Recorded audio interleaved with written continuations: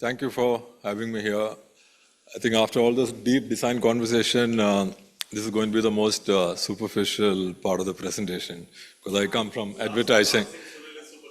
I come from advertising, and it may not be that interesting. But I was asked to talk about two case studies. So one of it may be slightly old, but it's relevant, and other one is sort of ongoing.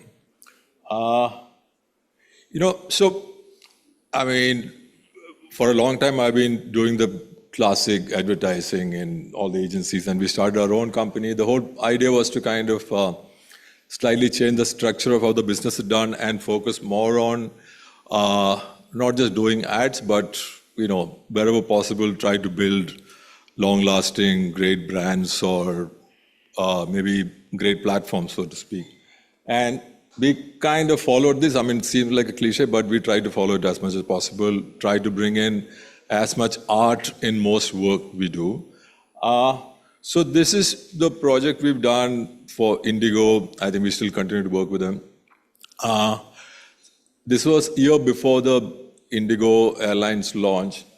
The whole plan was based on this chart. We literally looked at each touch points of what the passengers actually go through and all the pain points. And at that time, there was this whole series of cheap and cheerful airlines. And it was the beginning of that. Air Deccan had started, SpiceJet was already there, and Go Air was there.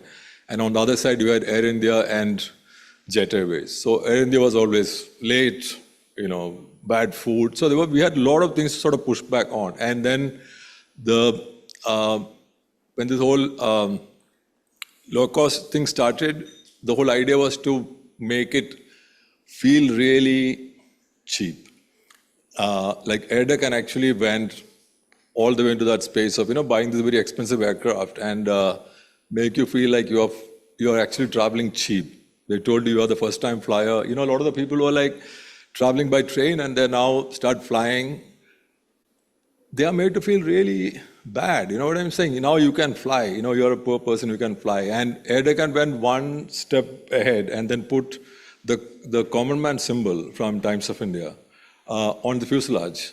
As a reminder, you're a common man, you're flying. We are like, we are not going to do that. Only thing cheap about us will be the flight ticket. Everything else will be just fine.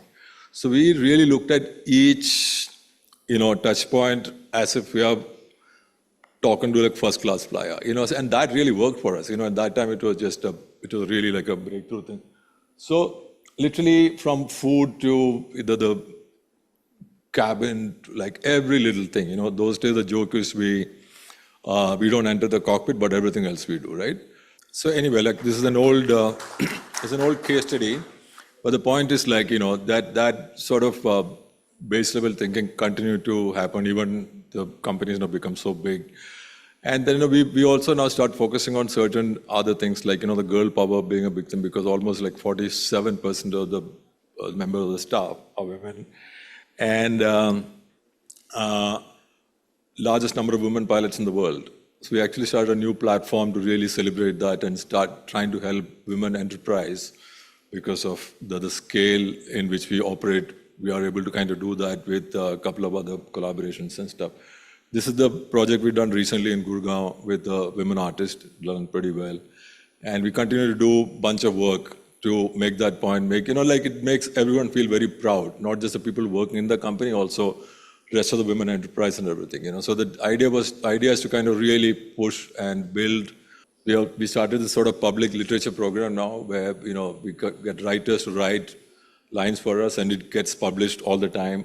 And this is something we've done for Bangalore, which has now suddenly become part of popular culture. So I just think when the brand is at that scale, if you think it through, you can actually make it into like a much larger pop culture thing. So I just quickly go to the next project we've done and we're kind of proud of. That was Make in India. This was started with a call from one of the secretaries that time who had worked before, who called to say, we want to start a program to sort of build a program to do better quality manufacturing and foreign investment. both in one. So we went back and said, this can't be just a regular marketing campaign. We need to build a platform, and that platform is almost like a industrial revolution. We need to see it like that, the scale and the style. And luckily they've agreed. And then we went and built this thing. Again, there's a short film which will explain this was a launch. And then, we had 2 years to kind of take the campaign around the world to get, investment. But the point is that though it's a government program, it was so beautifully designed and executed with such style. And because of scale, it was very difficult to do it. But with great partnership, we were able to do that. And everywhere. We've done something in Bombay, we did it in Berlin, New York, everywhere. The point is that can design influence a project like this? Can it influence, soft power of the country? Can it influence cultural diplomacy? In my view, yes, it can. But the thing is, with the right partnership and right collaborations and rooms like this, that's definitely possible. So Make in India is one of those projects where, with the government, with all the difficulties, with the right partnership, it is really possible.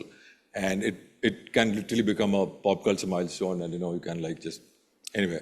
So that's end of my presentation. Thank you so much. Yeah. Yeah.